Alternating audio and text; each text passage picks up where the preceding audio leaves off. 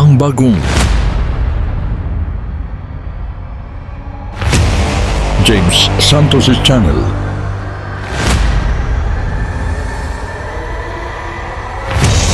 Bagong tema, bagong boses, may komentaryo. Ang pangangaral ni Brother Eli Soriano.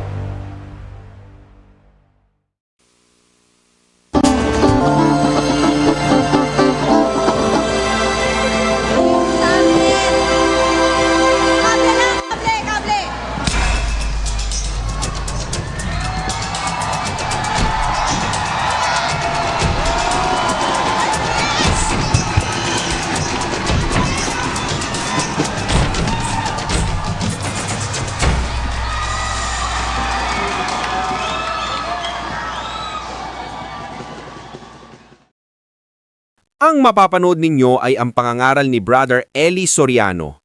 Patutugtugin natin ang buang video nang hindi mawala ang konteksto ng kanyang ipinapangaral. At ginagawa natin ito sa pamamagitan ng fair use. At bibigyan natin ng komento pagkatapos ng video. Ang mapapanood ninyo ngayon ay pasasalamat sa Apalit Pampanga Convention Center. Halina at atin ang panoorin. Po kapatid. Una po sa lahat, nagpapasalamat po ako sa Diyos at nakarating po ako sa Apalit. Sobrang saya po dito. Talagang mararamdaman niyo po ang espiritu na nagpapasalamat ang buong bayan. Salamat po sa Diyos. Kapatid na Eli, sa pagsapo kanina, nais ko lamang pong bigyan ng linaw yung talata Jeremias 5:30. Ang sabi po, isang kamangha-mangha at kakilakilabot na bagay ang nangyayari sa lupain. Binanggit po doon na mga propetang gumagawa ng mga mali. Yung po ba, a-apply po ba itong talatang ito sa labas ng mga taong sa iglesia at taong sa loob ng iglesia na gumagawa ng masama na nangingilabot po ang Diyos?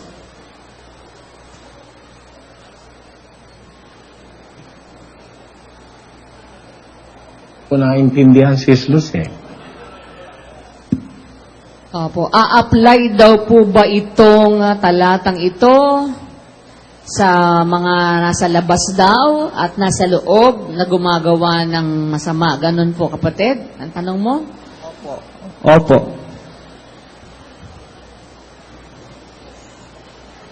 yan sa lahat ng tao. Bakit? Anong problema mo, kapatid? Kasi po kanina, parang naguguluhan po ako ng konti kung mas mabigat ba yung pakiramdam ng Diyos na nangingilabot siya dun sa kapatid kaysa dun sa labas.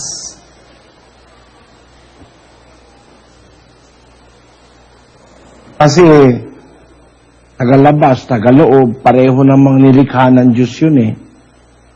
Kaya pag gumagawa ng masama, hindi kasi yun ang inaasahan ng Diyos.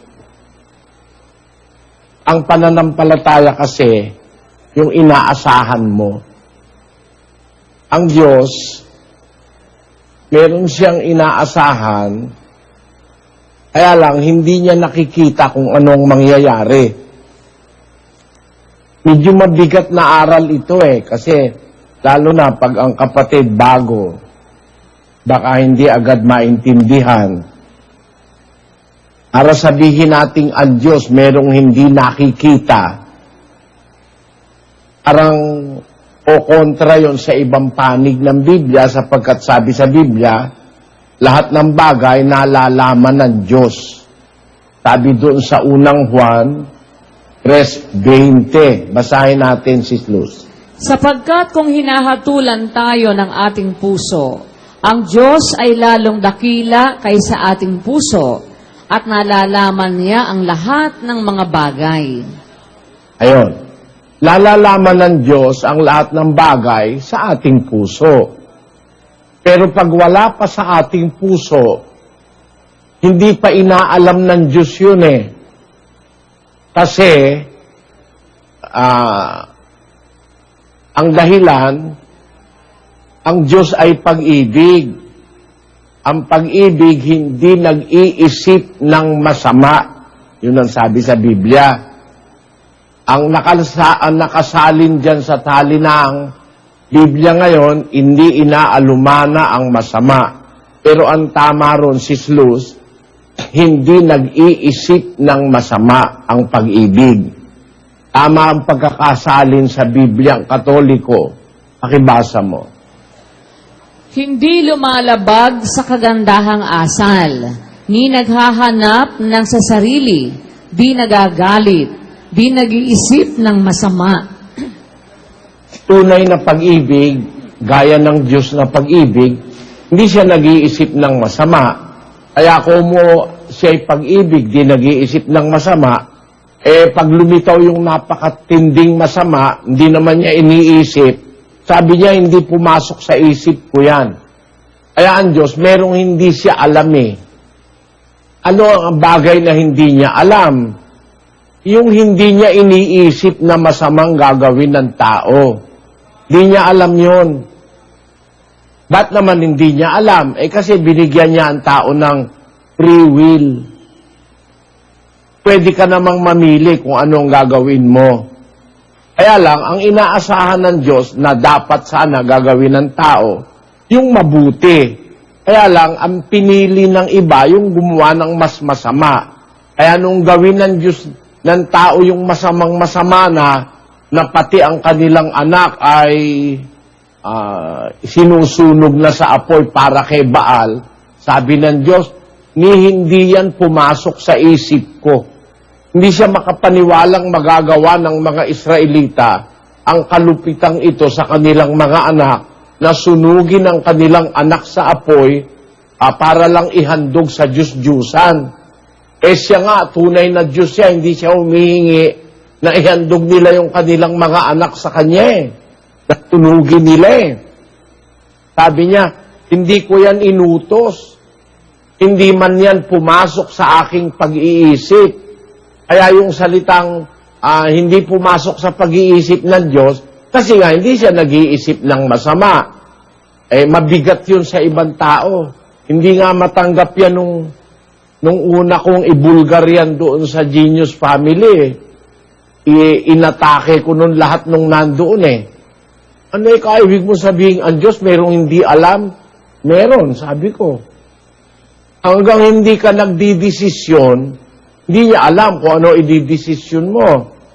Pwede ka kasing pumili ng masama at saka ng mabuti. Ngayon, pag nasa puso mo na, alam na ng Diyos. Lahat ng bagay na nasa puso ng tao, alam ng Diyos. Sabi ni San Juan, kung hinahatulan tayo ng ating puso, ang Diyos ay dakila kaysa ating mga puso. Nalalaman niya ang lahat ng bagay. Nalalaman niya lahat ng bagay kung nasa puso na. Samantalang wala pa sa puso mo, hindi ka pa nagdidesisyon, hindi alam ng Diyos yun. At kung hindi niya alam, sa mga punto na yon, gumagamit siya ng pananampalataya. Nagtitiwala siya sa bagay na hindi niya nakikita. Sis Luz, mabigat ito no? Dadani, mabigat ano? Opo. Mabigat yan para sa hindi nakakaintindi sa Biblia, no? Lalabas. Ang ibig mo ikaw sabihin, kapatid na Soriano, merong hindi alam ang Diyos. Paano niyang alam? Pinaubaya niya sa'yo. No? Dios nos dio libre arbitrio. Você pode escolher. Por enquanto que você não tem escolha ainda, Deus não sabe o que você vai escolher. O bom e o mau. Podemos dizer que ele tem coisa que ele não sabe. Não todas as coisas Deus sabe. Porque temos livre arbítrio. por enquanto que você não ainda tem escolha, Deus não sabe o que você vai escolher. Nesse tempo, Deus usa a fé.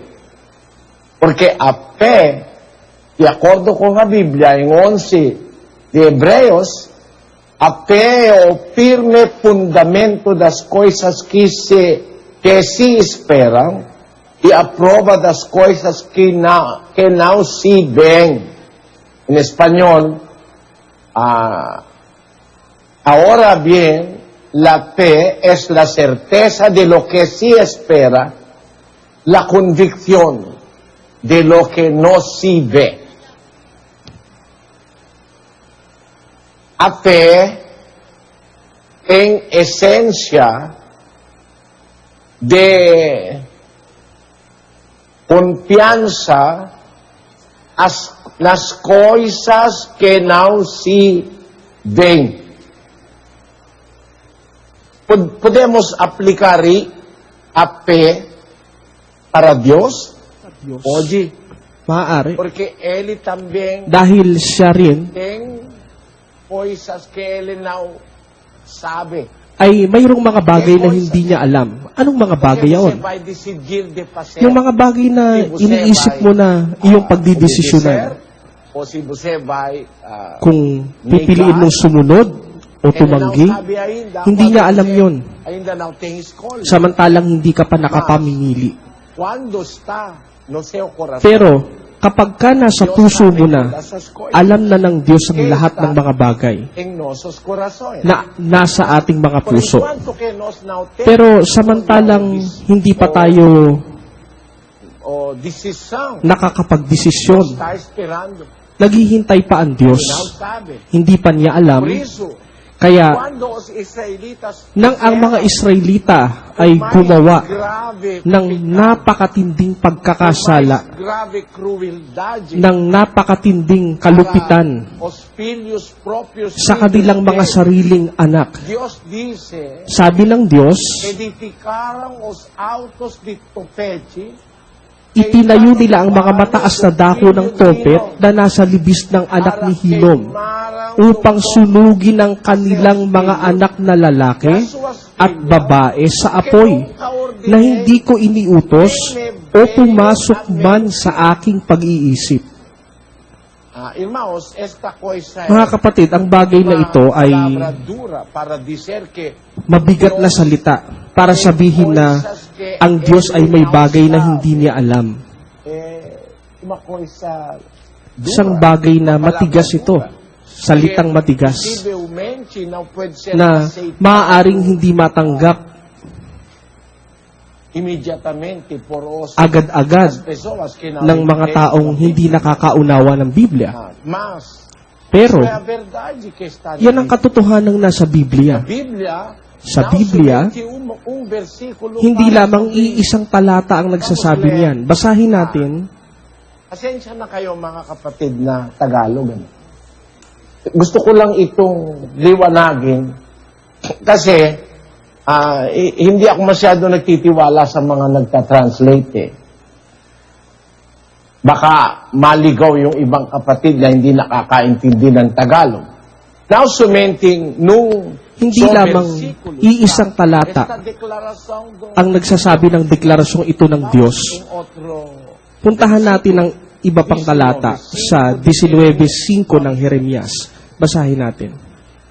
E edificaram os altos At de itinayo ang mga mataas na dako ni Baal upang sunugin ang kanilang mga anak sa apoy na mga pinakahandog na susunugin kay Baal, na hindi ko iniutos o sinalita man o pumasok man sa aking pag-iisip. Ele não pensa sobre isso? Hindi man lang inisip niya yun eh. Nunca entrou no meu pensamento. Hindi pumasok man sa aking pag-iisip. Hindi niya alam. Mas, quando nós vamos Pero, dizer, ele não pagka sasabihin natin na pessoas alam que niya, atribui a Deus coisas que yung não mga está na taong Bíblia. nag-a-attribute sa Diyos ng mga bagay na wala naman sa Biblia, kagaya ng alam ng Diyos lahat ng mga bagay. Todas as coisas. Alam ng Diyos lahat ng mga bagay.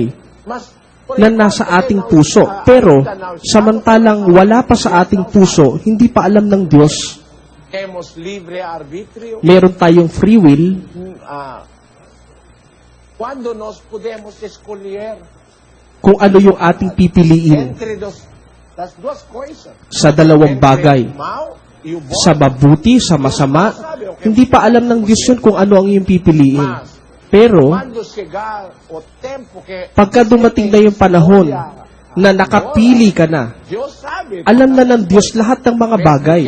Você não Kahit na falou, hindi mo pa sinasalita, sa loob ng puso mo, alam na ng Diyos yun, kung nasa puso mo na. Pero samantalang wala pa sa puso mo, dahil ainda fez a escolha, hindi ka pa nakapamimili, Deus não sabe. pwede mong sabihin na hindi pa alam ng Diyos. Dahil O que se chama libre binigyan tayo ng Diyos ng free will. ideia. Yang ideya o ang ideya na ito, pwede nating sabihin na Coisas que ele não sabe. ang Diyos mayroong mga bagay na hindi niya alam. Mesmo que Kaya, ele não sabe, ele Kahit na hindi pa niya alam, gumagamit siya ng pananampalataya para maghintay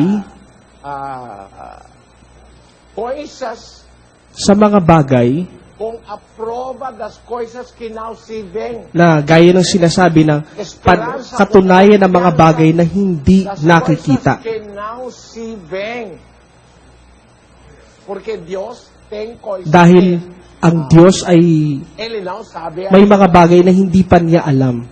Ele usa fé. Gumagamit siya ng pananampalataya. Este ensinamento Ang aral na ito, mga kapatid, duro. ay matigas.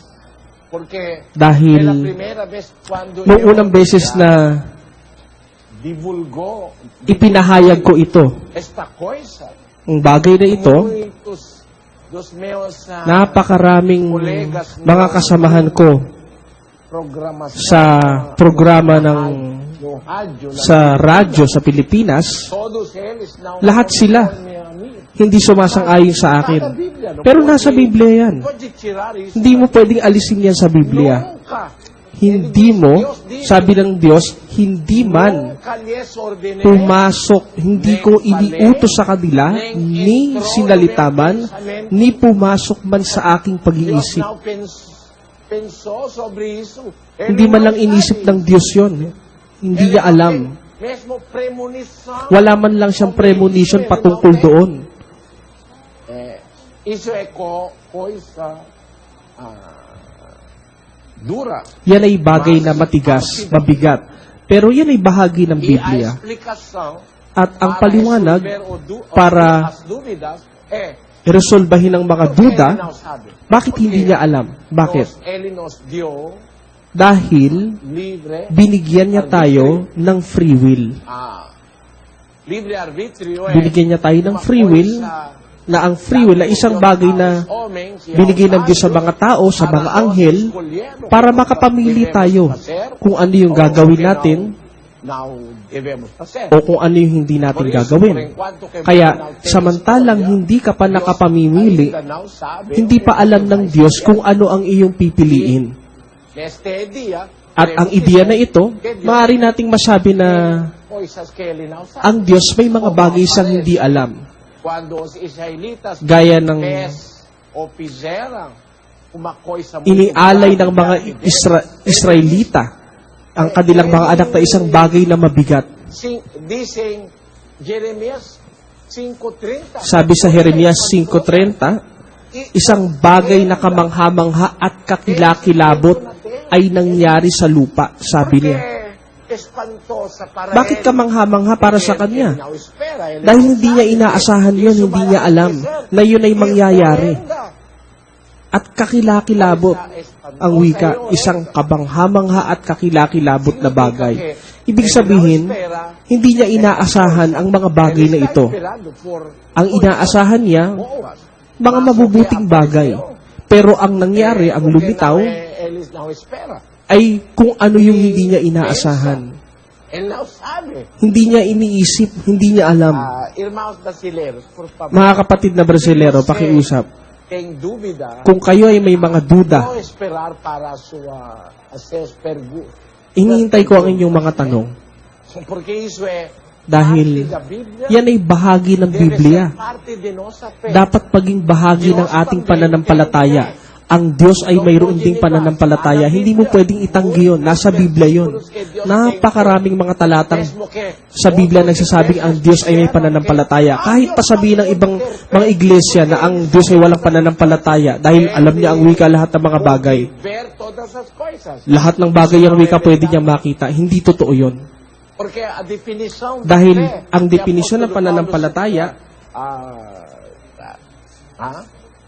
deu é na a fé ibinigay é sa o Biblia, firme fundamento das ang coisas pananampalataya ay isang que kapanatagan se sa mga bagay na espera, a prova hinihintay, das coisas que ang não se katunayan vê. ng mga bagay na hindi Esta nakikita. declaração do apóstolo Paulo, Itong deklarasyon na ito ni Apostol Pablo, confusa os pensamentos ang dos gumugulo pastores sa utak ng griegos. mga Porque pastor na nag-iisip na patungkol lamang sa pera, sinasabi nila, mayroong mga bagay na hindi nakikita ang Diyos? Meron. coisas que Meron. não sabe, Mayroong mga bagay siyang hindi alam. Mayroon sa mga bagay na hinihintay. mesmo como isso, Deus usa fé. Kaya gumagamit ang Diyos ng pananampalataya. Hinihintay niya kung ano yung mabuti, kung ano yung dapat gawin ng mga tao. Vamos falar sobre isso mais tarde. Pag-usapan natin yan Eu mamaya. somente quero Gusto ko lamang na ter certeza. magkaroon Você ng... entende o Gusto que ko lang nós makasigurado na estamos nauunawaan ninyo estudando kung ano yung ahora. pinag-aaralan natin ngayon. Hermanos español, Mga kapatid na Espanyol. este versículo Ang talatang ito, para mí para sa akin, ay difícil de hindi ser mahirap aceptado para por tanggapin todas las personas. ng lahat ng mga tao. De Bakit? acuerdo con las palabras Ayon de sa salita Dios, ng Diyos sa Biblia, fe ang es pananampalataya definido por apóstol ay Pablo dinefine ni como Apostol eso. Pablo na Como gayon. eso. Ahora bien, Ngayon ang wika, ang pananampalataya ay siyang kapanatagan sa mga bagay na hinihintay. la convicción Ang katunayan que ng no mga es- bagay na hindi que no se nakikita. De acuerdo con la Biblia, Dios Ayon sa Biblia, tiene fe. ang Diyos ay may pananampalataya. Dios tiene fe. Ang Diyos ay may pananampalataya na itinatanggi ng ibang mga iglesia sa ating panahon. Mas Pero, no puede ser negado en la Biblia porque hindi está pwedeng itanggi yan sa Biblia dahil nakasulat yan sa Biblia. Vamos a leer en Basahin natin ang Roma 3:3. 3:3. Entonces, Ano nga kung ang ilan ay hindi nagsisisampalataya? Ang di pananampalataya nila ay nagpapawalang halaga-baga sa pananampalataya ng Diyos. Yan ay tinranslate correctly mula sa original na salitang Greek. Ano nga ang wika kung ang ilan ay hindi nangagsisampalataya? Mapawawalang halaga ba ang pananampalataya ng Diyos? Sabi ng ibang mga iglesia, hindi mo pwedeng sabihin na ang Diyos ay may pananampalataya. Dahil ang pananampalataya ay sa Biblia ay siyang katunayan ng mga bagay na hindi nakikita. Ibig sabihin ba may mga bagay na hindi nakikita ang Diyos o hindi alam ang Diyos? Meron. Merong mga bagay. Merong mga bagay na hindi nakikita ng Diyos. Hindi pa niya nakikita. Gaya halimbawa, dahil binigyan tayo ng Diyos ng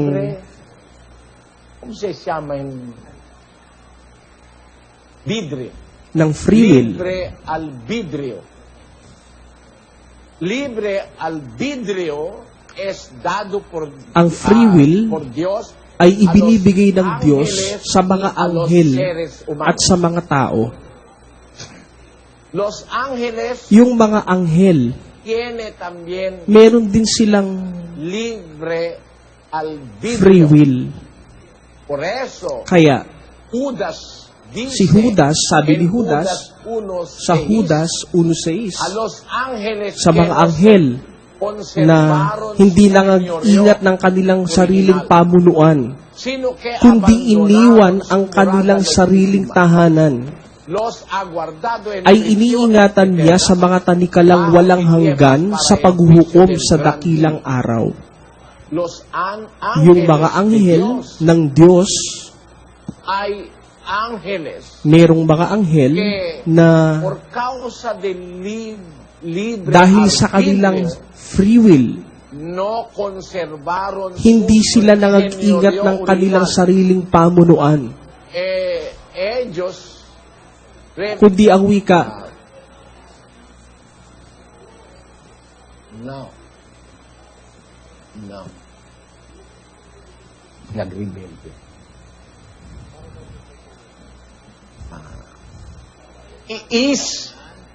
Hicieron rebellion. gumawa sila ng pagre-rebelde laban sa Diyos. Abandonaron su Iniwan morada nila ang kanilang legítima. sariling tahanan. Hicieron cosa Gumawa sila ng illicito. isang bagay na hindi Illegitima.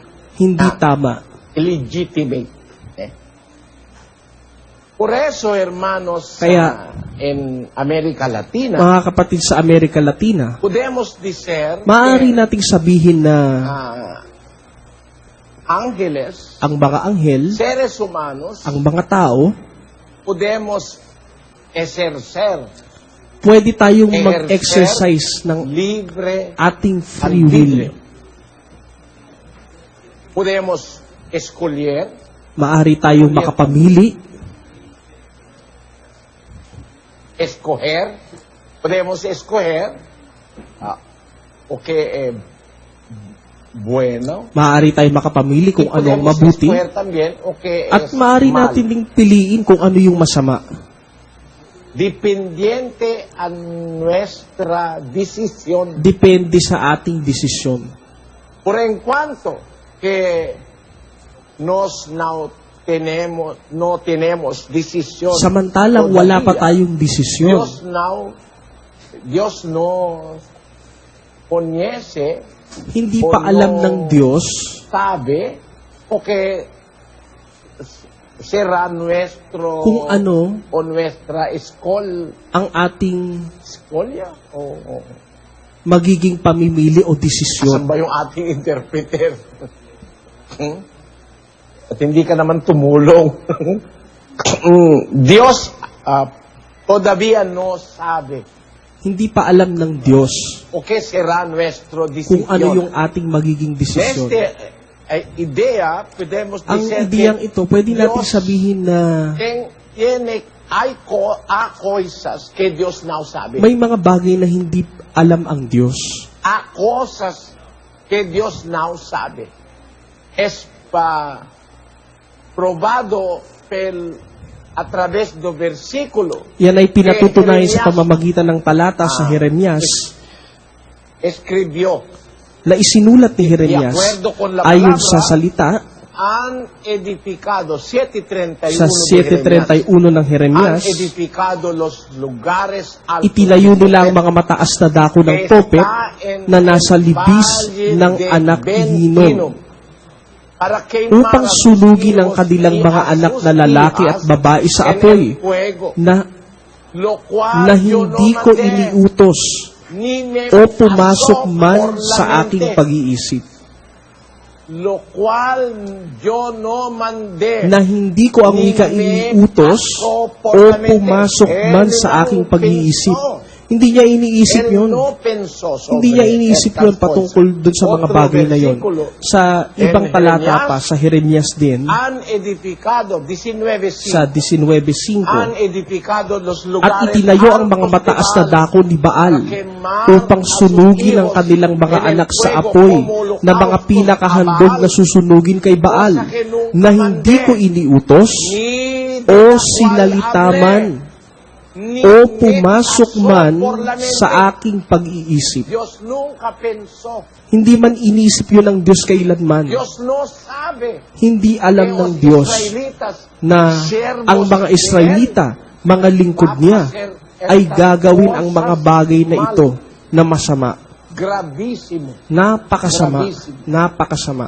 Por eso, Kaya, podemos decir que maaari Dios nating sabihin na ha cosas que Dios may mga por bagay igual na no sabe hindi pa alam ng Diyos sa ngayon. antes de hacer decisión. Bago ka makagawa Diyos ng now desisyon, sabe. hindi Porque pa alam ng Diyos. Él mismo, Dahil siya Dios, mismo, nosotros libre binigyan niya tayo ng albedrío. ating free will. Estas cosas, hermanos, Ang mga bagay na ito, mga kapatid, son cosas ay duras, bagay na mabigat, duras. matigas. ¿Mm? En portugués, coisas duras. Sa Portugues, coisas duras. No es muy fácil de Hindi recibir madaling o tanggapin entender. o maunawaan. Mas existe en la Biblia Pero nasa Biblia na may mga bagay na na hindi inaasahan ng Diyos, na hindi pa alam que ng Dios Diyos, no pensa, mas na hindi pa acontecendo iniisip ng Diyos, mismos servos de na Dios. nangyari mismo sa mga lingkod Por ng eso, Diyos. Kaya Yo solamente quiero gusto ko lamang probar a ustedes patunayan sa que inyo na Dios usa ang Diyos fe. ay gumagamit ng pananampalataya. Él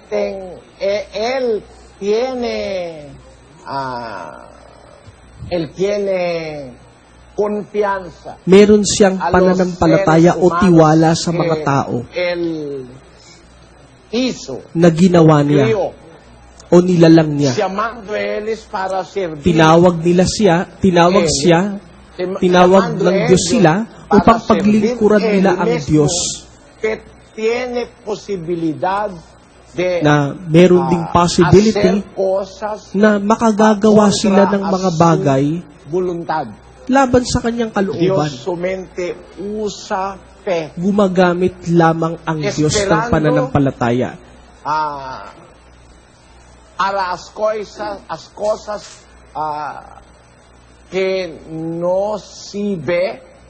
Hinihintay niya ang mga bagay na hindi pa nakikita. Él Sapagkat tiene certeza meron siyang en sí mismo tiwala para sa las kanyang cosas sarili que Él espera.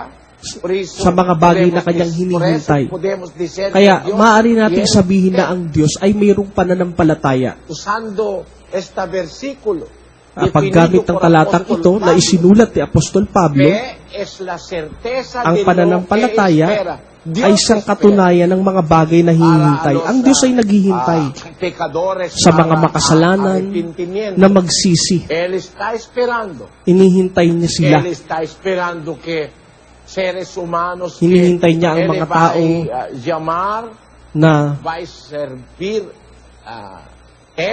paglingkuran siya sinceridad de ng may corazón. sincerity sa puso. También, Gayon din, fe es la convicción ang pananampalataya ay de lo que ang no se ve. katunayan Otra ng mga traducción, bagay na hindi nakikita. la prueba que hay de cosas que aún no se ven. Katunayan ng mga bagay na hindi pa nakikita. Tiene certeza Ang Diyos ay may que katunayan mismo que as cosas o may tiwala que Él now, por sa mga igual bagay now, na hindi pa no ve, nakikita. mas Él o Dios tiene certeza que Pero may kasiguraduhan ng seres Diyos humanos que va a servir na ang mga tao ay paglilingkuran siya sinceridad, como na may katapatan. Abraham, Gaya ni Abraham, Isaac, gaya ni Isaac, Jacob, gaya ni Jacob, Noé, gaya ni Noe, Abel, gaya ni Abel, Job, gaya ni Job, Moisés. gaya ni Moises. Él tiene convicción de lo que no se Siya ve, ay may usando katunayan esto ng mga bagay na para nos. hindi pa nakikita Porque para Él sa atin. tiene en tiempos pasados, Dahil sa mga nakakaraang panahon, Él tiene convicción meron na siyang de lo que katunayan no se ve ng mga bagay na hindi nakikita. a nosotros, porque antes de nuestro tiempo, Dahil bago pa ang ating panahon, Él encontró nakasumpong na siya seres humanos ng mga taong fieles tapat, como los primeros gaya siervos ng de mga Dios. unang lingkod ng Por Diyos. eso, Kaya, tenemos certeza meron tayong kasiguraduhan Dios tiene na ang usa Diyos ay may fe pananampalataya, gumagamit siya ng pananampalataya en su tratamento sa a kanyang nosotros. pakikitungo sa atin. Él usa fe. Gumagamit siya ng pananampalataya. I am trying to explain these things, hermanos y hermanas, porque Pinaliliwanag ko ang mga bagay na ito, mga kapatid, dahil certeza wala akong kasiguraduhan sa mga traductores, translators. porque es una cosa difícil Dahil de isang entender. bagay ito na mahirap ka maintindihan. La Iglesia de Dios Internacional Ang Iglesia ng Diyos es la Internasyonal única iglesia ay que ang enseña kaisa-isang iglesia que Dios na tiene nagtuturo na ang Diyos ay may pananampalataya. Ang ibang mga iglesia itinatanggi que nila yan Dios tiene fe. na ang Diyos ay may pananampalataya. Podemos leer eso. Gaya ng, pwede ba nating basahin yan? Pananampalataya. Hindi pa palabas kanina.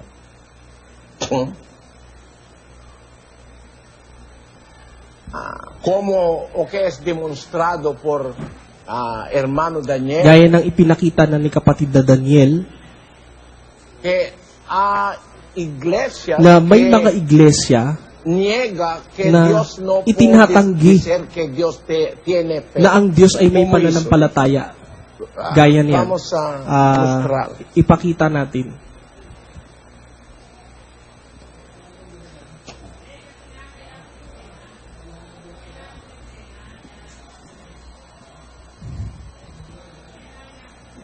Vamos a leer, hermano Rodel, vamos a leer eso.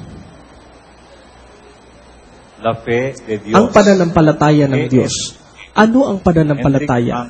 Hendrik Hank también Hanegraaff, conocido como el hombre kilala de la rin bilang respuesta tao bíblica. ng sagot ng La idea Biblia. que Ang ideya la idea de que Dios na ang tiene Diyos fe ay may es pananampalataya completamente ay ajena a la kumpliting Biblia. wala sa Biblia. La fe bíblica Ang es pananampalataya sa seres Biblia ay humanos ang mga que tao confían en un na Dios sumasampalataya sa iisang Diyos na hindi nakikita para gawin ang mga bagay na kanyang ipinangako. Dios lo ve todo. Nakikita ng Diyos ang lo lahat sabe todo. at alam niya lahat Desde toda mula la sa walang eternidad. hanggan. Entonces, Kaya, Dios no ang Diyos ay hindi necesita nangangailangan tener fe. magkaroon ng Y dado pananampalataya. que Dios At no yamang ang Diyos ay hindi necesita tener nangangailangan fe, magkaroon ng la idea pananampalataya, de que tenemos ang ideya que na meron imitar la na fe kailangan de Dios nating gayahin es ang pananampalataya ng claramente Diyos no ay maliwanag na hindi ayon sa Recuerde, Biblia. La fe Alalahanin siempre ninyo está na ang orientada pananampalataya al ay objeto. oriented La fe sa en isang Diyos, layunin. no la Ang fe pananampalataya en Diyos. sa Diyos, Y hindi si ang mezclamos pananampalataya ng Diyos. tenemos una At kung paghahaluin natin comprensión ito, magkakaroon tayo ng errónea de pagkaunawang lo mali que realmente kung ano es ba la talaga verdadera fe ang tunay bíblica. na pananampalataya ng Biblia. Porque está Mali en la yan. Biblia. Dahil nasa Biblia yan eh. Yung Mismo, pananampalataya ng a Diyos. las copias de Biblias más Kahit na yung antiguas, mga lumang kopya ng habla Biblia sobre ay nagsasalita fe de patungkol Dios. sa pananampalataya ng Diyos. Romanos 3:3 Sa Roma es claro. 3.3, napakaliwanag. Entonces, ¿qué? Ano nga Si kung ang algunos ilan ay pero hindi ni na nagsisampalataya? ¿Acaso Ang su di pananampalataya infidelidad nila ay anulará nagpapawalang la fe halaga de baga Dios? sa pananampalataya ng En Diyos? verdad, 1 Corintios Ang katunayan yan, 1:9. sa unang Korinto Dice 1.9, también, ang sabi, y Él es Dios. ang Diyos ay La palabra mapanampalatayahin. Dios es Dios. Yung salitang Debe mapanampalatayahin ng ser Diyos, traducido porque la palabra usado en yung salitang En ginamit kasi Griego, sa Griego, es la palabra ay ang salitang pistos. pistos significa Ang pistos nangangahulugan na mapanampalatayahin. esto significa someone who have faith. Esto significa alguien que tiene fe. Traducido fiel, Tinranslate yan na tapat sa Biblia sa ating panahon. si nos vamos traducir Pero esto kung itatranslate natin yan correctamente ng desde tama la palabra mula sa original, salitang que es original la palabra na pistos, siyang salitang pistos, significa que Dios es nangangahulugan una yan persona na que tiene fe. ang Diyos ay isang person na may pananampalataya o Dios es mapanampalatayahin. creyente. Ang Debe Diyos ser ay traducido, mapanampalatayahin. Dios es creyente. Por causa de fe de Él, Dahil sa kanyang Él pananampalataya, nos llamó. tinawag niya tayo. Tinawag Él niya está tayo. usando fe Gumagamit para siya ng nos llamar. pananampalataya para Nos llamar. tumawag.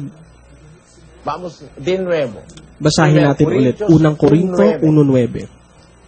Y Él Ang es Diyos Dios, ay por mapanampalatayahin medio de quien na sa ustedes pamamagitan niya ay llamados tinawag a kayo la comunión sa con su pakikisama Hijo ng kanyang Jesucristo, anak na si Señor Jesucristo na Panginoon natin. por medio de la fe Sa de pamamagitan ng pananampalataya Él, niya, Él está llamando tumatawag personas. siya ng mga tao. Mismo que a posibilidad Kahit na may esta possibility persona va a na yung tao na yun ay o lalabag negar a fe de Dios. o babaliwalain ang pananampalataya ng Diyos. Es Ang la pananampalataya ng sustancia Diyos o sentimiento en ay ang la pakiramdam corazón de niya sa kanyang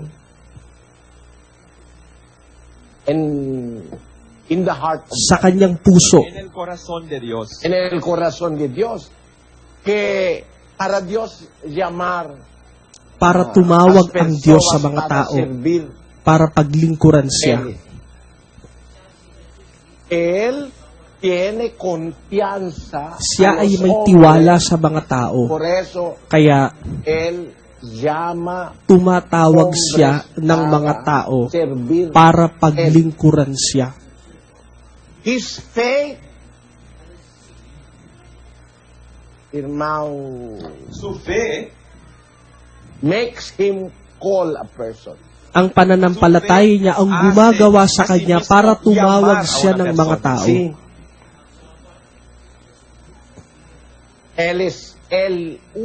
He used faith. Gumagamit siya ng pananampalataya. His faith Kanyang pananampalataya para llamar, para tumawag even if we are sinners. kahit na tayo mga aunque makasalanan. nosotros somos pecadores. Él está usando fe.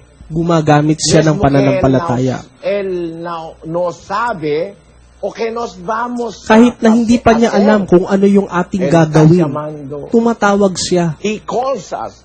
Even if Tinatawag he do not know niya what we tayo. are going to do, he do not know because we have our own free will. Él nos llama, aunque Él no sabe lo que vamos a hacer, porque nosotros tenemos nuestro libre albedrío. Por causa del libre albedrío, before you decide on what you are going to do, are you going to obey or no? God have that confidence because of His faith to call you.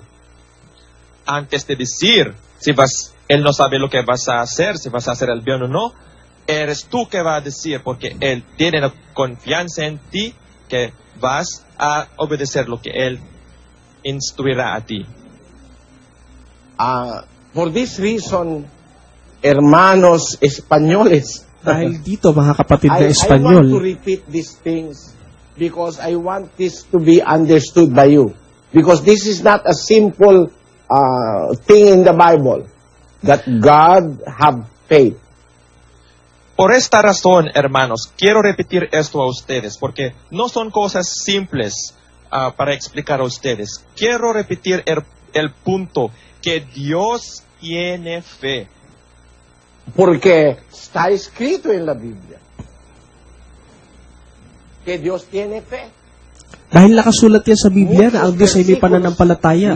Maraming mga talata Nos tells us that ang God nagsasabi sa atin na have faith. may pananampalataya ang Muchos Diyos. versículos nos dicen que Dios tiene fe. Y un punto que no puede ser negado Isang punto yun na hindi pwedeng baliwalain, como hijo de na Dios. si Kristo bilang anak ng Diyos, meron ding pananampalataya. Mismo que Cristo, Kahit na si Kristo, alam niyang lahat ng mga bagay, alam niya kung ano ang nasa puso ng mga tao. Ayon sa Biblia, si Kristo meron ding pananampalataya. Basahin natin ang de Santiago. Santiago 2:1. Hermanos míos, Mga kapatid ko, yayamang mayroon kayong pananampalataya ng ating Panginoong Hesukristo na Panginoon ng kalwalhatian ay huwag magtatangi sa mga tao. No es, it is not very much rightfully translated. Otro traducción.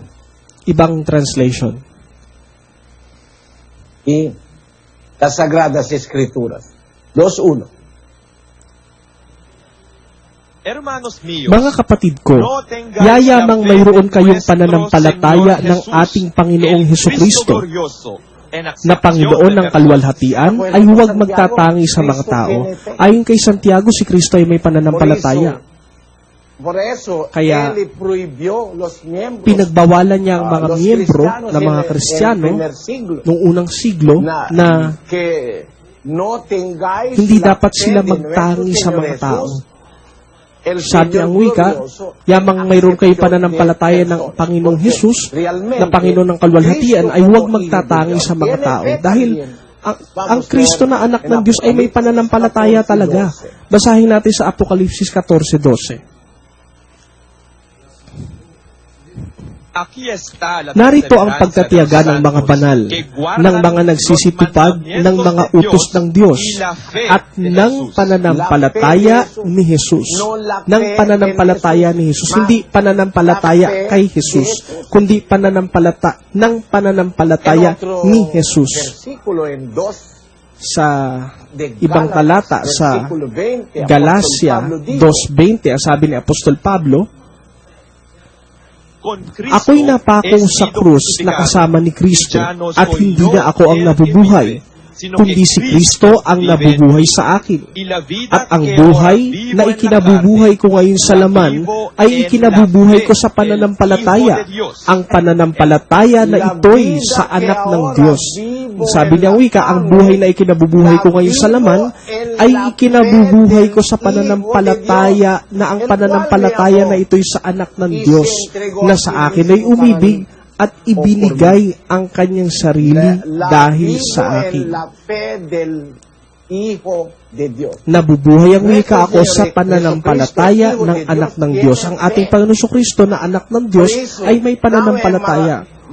Por eso now es maravilloso. Kaya hindi katakataka Para aceptar también na dapat rin nating el tanggapin Padre de nuestro na ang Señor Jesucristo Ama ng ating Panginoon Kristo también tiene fe. ay mayroon ding pananampalataya, Hermanos, mga kapatid. hermanos españoles, Mga kapatid por na favor, Espanyol, si ustedes tienen duda kung meron kayong mga o duda cuestiones sobre estas o cosas, meron kayong tanong por sa mga favor, bagay na ito, pakiusap, let us know.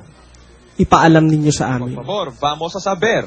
Sí, so that we may talk about this thing. para mapag-usapan Para que natin ang mga podamos bagay na ito. hablar sobre estas cosas. Now I'm going to go back. I'm going back to the brother who is asking something. Hermano, tell them. Ahora voy a volver al hermano que está haciendo una pregunta, hermanos. Ano yung tanong ng kapatid, Sis Luz? Yun daw pong kung a-apply sa labas at saka sa loob yung kanina. Yun, di ba, Brad? Yung Jeremiah 5:30 daw po. 5:30, kamanghamanghang kakilakilabot na bagay. Kahit kanino a-applyan sa labas at sa loob kasi pre-preho naman tayong tao eh. Kaya ang tao nilalang ng Diyos na matuwid. Kaya pagka gumagawa ka ng sobrang kasamaan, namamanghana ang Diyos. Diba? Ginawa tayo matuwid eh. 7:29 ng Ecclesiastes. Narito, Ito lamang ang aking nasumpungan, na ginawang matwid ng Diyos ang tao, ngunit nagsihanap sila ng maraming katha. Yon, ginawa ng Diyos ang tao matwid. Kaya pagka nakakita ang Diyos ng sobrang kasamaan, namamangha siya tuloy. Ayun, yun ang sagot doon sa tanong mo, kapatid. Salamat po sa Diyos, kapatid na Eli. Malinaw po ngayon na ang pananampalataya po ng Diyos, makikita lang po niya yung nasa puso kung dumating na sa puso natin yung binabalak natin, maging mabuti man o masama. Tanging ikaw lamang pong taong nag-iisa ang nakakatanong sa lahat ng mga sagot. Marami pong salamat. Kapatid na Eli, total nandito naman po ako, SPBB. Ihilingin ko lang po sana makapag-selfie kay kapatid na Daniel.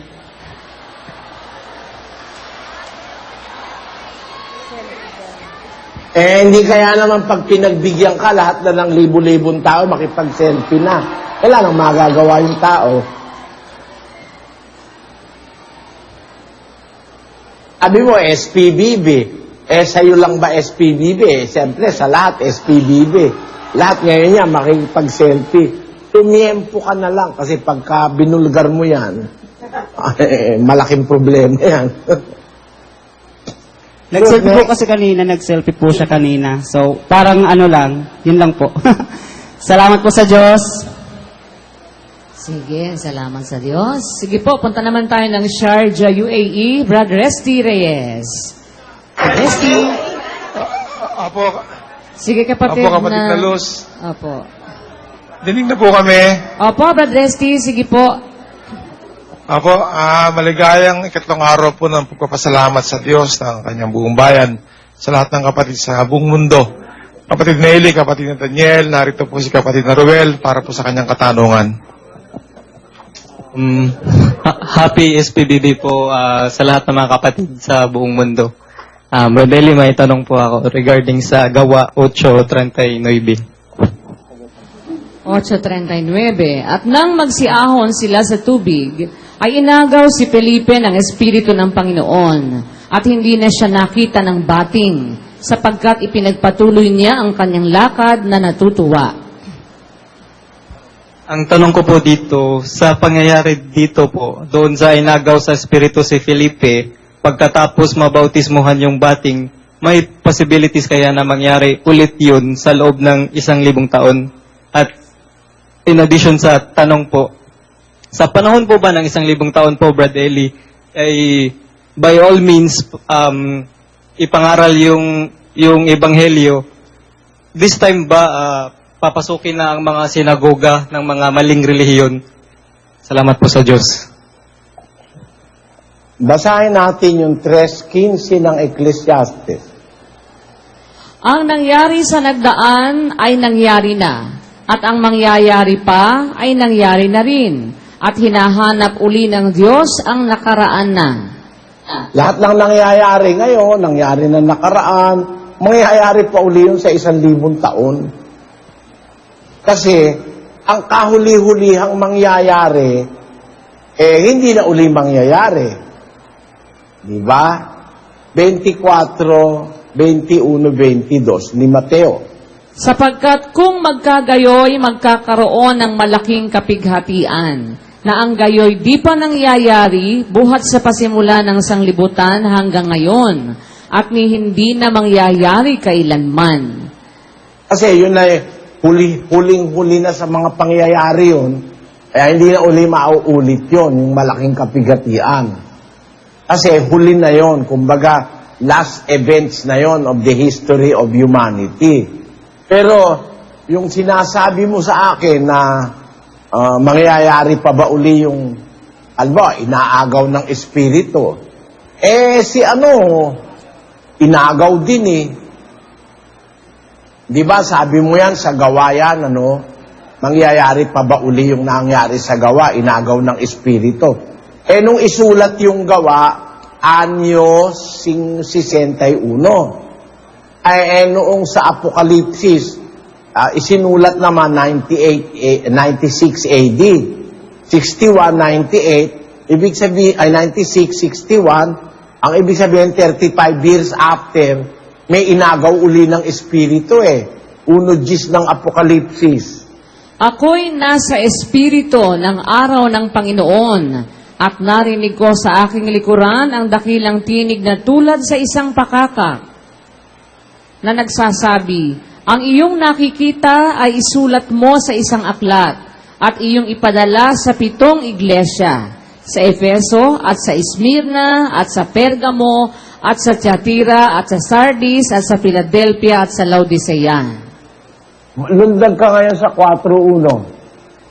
Pagkatapos ng mga bagay na ito ay tumingin ako at narito ang isang pintong bukas sa langit at ang unang tinig na aking narinig na gaya ng sa pakakak na nakikipag-usap sa akin ay sa isang nagsasabi, umakyat ka rito at ipakikita ko sa iyo ang mga bagay na dapat mangyari sa haharapin. Pagdakay napasa espiritu ako at narito may isang luklukang nalalagay sa langit at sa ibabaw ng luklukan. Nasa pulo siya ng Patmos. Nung makakita siya ng pintong bukas sa langit, tinawag siya nung tinig, halika rito. Pagdaka, napasa espiritu ako. Dinala siya ng espiritu. Kaya, after 35 years, nangyari na uli yan eh. Ngayon, may posibilidad bang mangyari yan sa 1,000 taon? Pwede. Sabi ng Biblia, yung nangyari sa nagdaan, nangyari na. Mangyayari pa, nangyari na rin. Ang kaisa-isang bagay na pag nangyari, hindi na mauulit yung malaking kapigatian. Yan ang sabi ni Kristo. Ngayon, yung isang tanong mo, sabi mo, by all means ba ipangangaral ng Ebanghelyo? Sinabi na nga yun sa 24 ni Mateo, versikulo 14. At ipangangaral ang ebanghelyong ito ng kaharian sa buong sanglibutan sa pagpapatotoo sa lahat ng mga bansa at kung magkagayoy darating ang wakas. Tingnan mo ha, itong talatang ito, daan-daan taon na itong ginagamit ng mga pastor. Ginamit na ito ng Katoliko na sila daw ang unang-unang nakapangaral ng Ebanghelyo sa buong sanlibutan. Kung totoong sila nangaral ng Ebanghelyo sa buong sanlibutan, bakit merong bansa hindi naniniwala sa Ebanghelyo? Ngayon, inangkin naman ngayon ng Sabadista. Sabi nga nung nag-uumpisa ako, ikaw naman Greater Pampanga lang, kami nangangaral kami sa buong sanlibutan. Hindi naman totoo. Yabang lang itong mga Sabadistang ito eh. Nangangaral daw sila buong sanlibutan. Wala naman silang miyembro sa Saudi Arabia. No? Wala naman silang miyembro sa United, yung sa Qatar, yung mga nandun sa Muslim countries. Hindi naman pwede ipangaral yung mga Ebanghelyo rin pugot ulo mo ron. No? Paano mong maipapangaral? Sino magkiklaim? At saka ito, ang aking sinasabi nung araw pag kami nagyayabang sa akin. Nangaral na sabi mo, nangangaral kayo na Ebanghelyo sa buong sanlibutan. Bakit hindi dumadating ang wakas? Kasi ang pinangangaral nyo, hindi yung Ebanghelyong ito ni Kristo. Pinangangaral nyo ibang Ebanghelyo, kaya hanggang ngayon hindi dumadating ang wakas sabi ko. Kasi, pag naipangaral na yung tunay na Ebanghelyo, darating na wakas. Ba't di pa dumadating ang wakas 200 taon na kayo, mga Sabadista. Ibig sabihin, hindi yung Ebanghelyo ni Kristo pinapangaral nyo. Pag ginano na sinabi ko, Bradani, hindi makakibuo yung pastor Pampanga yun Ako nga. Kung totoong nangangaral na sila sa buong sanlibutan, at totoo na nga na nangangaral sila sa sanlibutan, hindi pa dumarating yung wakas, wala pong ibang, hindi maiiwasang konklusyon, hindi Ebanghelyo ng Diyos yung ipinangangaral nila. Kabalbalan lang. Yun po. Kaya, alam mo, yung 1,000 taon, pag dumating yun, maghahari si Kristo, lilipulin niya lahat ng paghahari, lahat ng kapangyarihan, lahat ng kaharian, yung mga rebelde kay Kristo, lilipulin lahat yan. At tapos ipangangaral ng Ebanghelyo sa buong sanlibutan. Buo hindi sa kapi-kapiraso. Sa pagpapatotoo sa lahat ng mga bansa kung magkagayoy darating ang wakas. para walang makasumbat na, ba't mo kami hinatulan, di naman kami napangaralan. Pangaralan, kaya nga may 1,000 pang taon eh. At doon, di na mahirap mangaral doon. Siguro, pag hihingan tayo ng passport. Ang aming pinuno, si Kristo. Hihingan mo kami passport. Passport. O kaya visa. May visa ba kayo? Wala lang kailangan visa ron. Tatanggalin na ni Kristo yung visa ron. At hindi na kailangan ng diplomatic passport. Kasi yung mga maghahari sa 1,000 taong kasama ni Kristo, magiging mga saserdote ng Diyos, maghahari sa buong lupa, mga yan, may kapangyarihan na yan, nabuhay na mag-uli sa mga patay na yan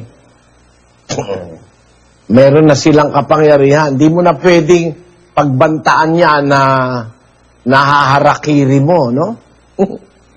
O puputulan mo ng ulo. Nakakatuwa lang kung minsan, kung tao ka, no?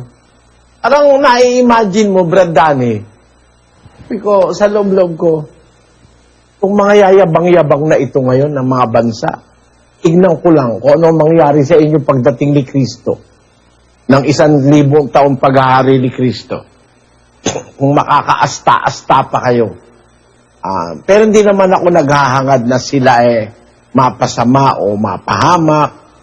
Ang ano ko lang, guided kasi ako nung nasa Biblia, yung mga humahamak sa'yo, sabi ng Diyos doon sa iglesia sa Philadelphia ba yon? Yung mga nang insulto sa'yo, papaluhurin ko sa harap mo, papasambahin ko sa'yo. Basahin natin yung 7.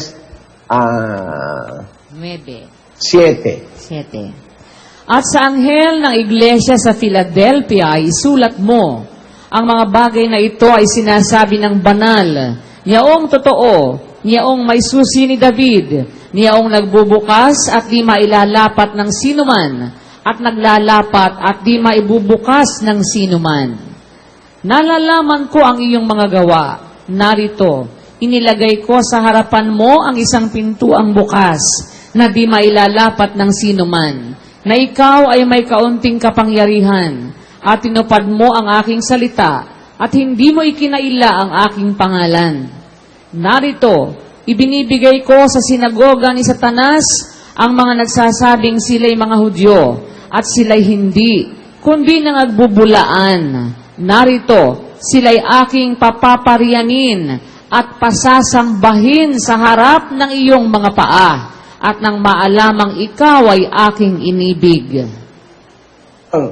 Para malaman ng mga nagsasabing sila'y mga Hudyo na nang iinsulto dun sa mga anak ng Diyos nung una, papaparianin ko sila sa'yo sa harap mo. Papasambahin ko sila sa harap ng iyong mga paa. Tandaan mo na yung mga nang-api sa'yo, Brad Danny. Opo. Para pong May gagawin ng Diyos doon sa mga yon. Tiyak na tiyak, gagawin ng Diyos yun Nasa Thessalonica yan Sa 2 Thessalonica, ganito ang ating mababasa. Hindi yan. 1:6. Kung isang bagay na matuwid sa Diyos na gantihin ng kapighatian ang mga pumipighati sa inyo.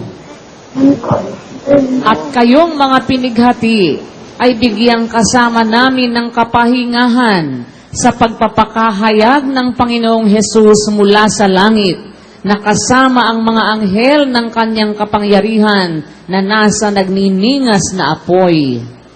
Hustisya ng Diyos Sabi ni Pablo, kung isang bagay na matuwid sa Diyos, gantihin ang kapighatian ng mga pumipighati sa inyo. At kayong mga pinighati, bigyang kasama namin ng kapahingahan sa pagpapakahayag ng Panginoong Hesus mula sa langit.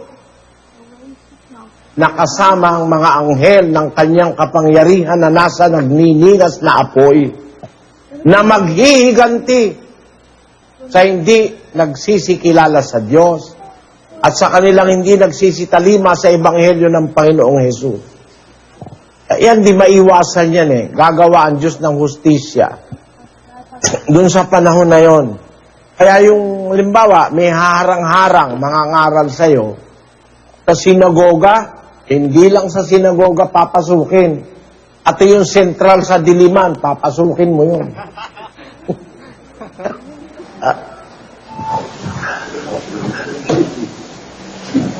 Tadali, papayag ka, pasok ka rin sa sentral sa Diliman.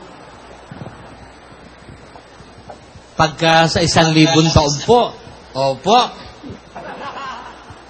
wala na silang magagawa doon. Pagka sa 1,000 taon, pasok ka ron. Pero ngayon, wag muna. Ay, Patay hindi kang po. bata ka ron sa loob. Maraming mga sundalo nung martial law. Nagkamatay nung magtangkang pumasok doon eh. Martial law nung kay Marcos. Maraming sundalo doon na napatay. Nagtangkang pumasok. Bakit ko alam? Cornel yung tiyuhin ko eh. Si Colonel Francisco Soriano, alam niya yung nangyari. Kaya, masasabi natin, pagdating ng 1,000 taon, pwede ka nang mamasok doon sa mga sinagoga. Ako nga nakipagdiskusyon ako doon sa loob ng kapilya ng mga, ano ba yun? Sa Batangas ba yun o sa Laguna? Pagdiskusyon ako sa loob ng kapilya eh. Ba't naman ako matatakot? Kaya lang, siyempre, nung araw kasi, ang aming po namumuno, si kapatid na Perez. Hindi ako masyadong nag-iingat dahil wala naman akong kwenta, di naman nila ako iinteresin eh. Kaya lang, nung bandang huli, ako na ini-interest nila, hindi na si kapatid na Perez. Nung araw kasi, diskusyon sa Baclaran eh. Merong pumatay nung ilaw eh. Patayin yung ilaw eh, sinunggaban ng isang malaking tao, sinunggaban.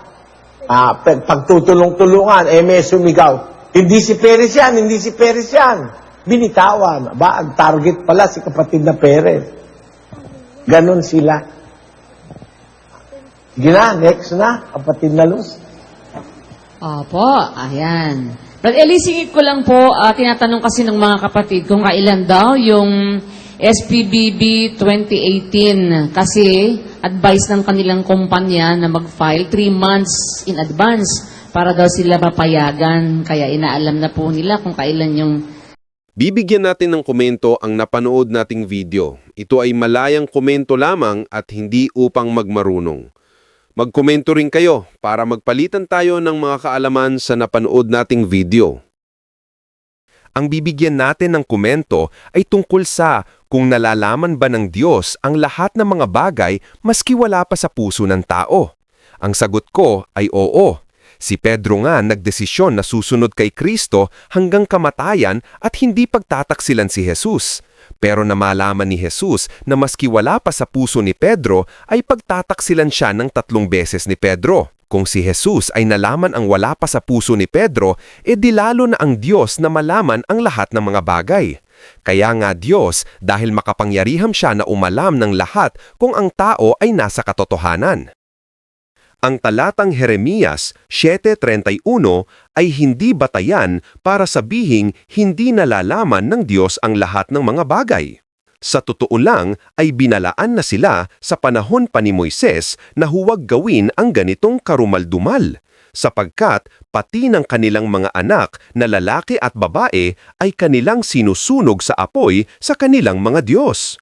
Kaya nasabi ng Diyos na hindi ko iniutos o pumasok man sa aking pag-iisip.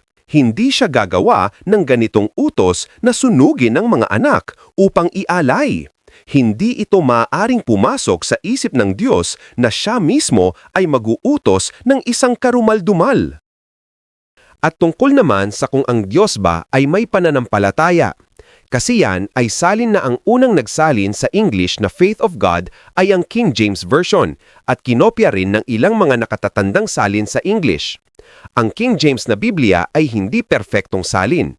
Sa pag-aaral ay may mga errors din ang Bibliang ito at isa na ang sinasabing Faith of God. Kaya ang Diyos rin ay may pananampalataya. Pinakita rin ni Brad Ely ang pistos ang kahulugan sa Griego. Ang nababasa natin ay salitang trustworthy, trustful, faithful. Kaya ang tamang salin dapat ay faithfulness of God na binago sa New King James Version na faithfulness of God. Kaya daw may pananampalataya ang Diyos dahil ang Diyos daw ay sumasampalataya sa kanyang mga lingkod na kanyang pinagkakatiwala, maski mayroong nagagawang paglabag. Hindi pwede ang ganyang paniniwala. Magsalita lang ang Diyos at mangyayari yon at hindi na niya kailangan ang tao. May nasusulat na huwag tumiwala sa tao, tapos ang Diyos naman magtitiwala sa tao? Sinasabi ng Biblia na walang matuwid na hindi nagkakasala, kaya mahina ang tao. Kaya malalakas ang pananampalataya gaya ni na Enoch, Job at Abraham ay ang kalakasang yon ay galing rin sa Diyos. Kaya nga, walang taong pwedeng magmalaki sa harap ng Diyos. At tungkol naman sa 1,000 taon kung may mga maling relihiyon sa panahon na yan. Ang sagot ko, wala ng mga relihiyon sa panahon ng 1,000 taon. Iisang gobyerno na lamang ang iiral at yan ay ang gobyerno ng Panginoong Hesus. Nilipol na ni Hesus ang lahat ng kaharian bago pa mag-1,000 taon. Kaya sa paghahari ng Panginoon ay may panghampas na bakal. Ang hindi susunod ay may takdang kaparusahan at isa na diyan ay kaparusahan kamatayan. Dahil pagkatapos ng malaking kapigatian ay may mga survivors na kumampi o nagmalasakit sa Israel na mga kapatid ni Hesus. Kaya papasok sila sa 1,000 taon na mga survivors na Israelita at ang mga tumulong sa Israel. Kung nagustuhan ninyo ang aking upload video, paki-like naman, subscribe, share at comment. Maraming salamat sa inyong suporta at panonood.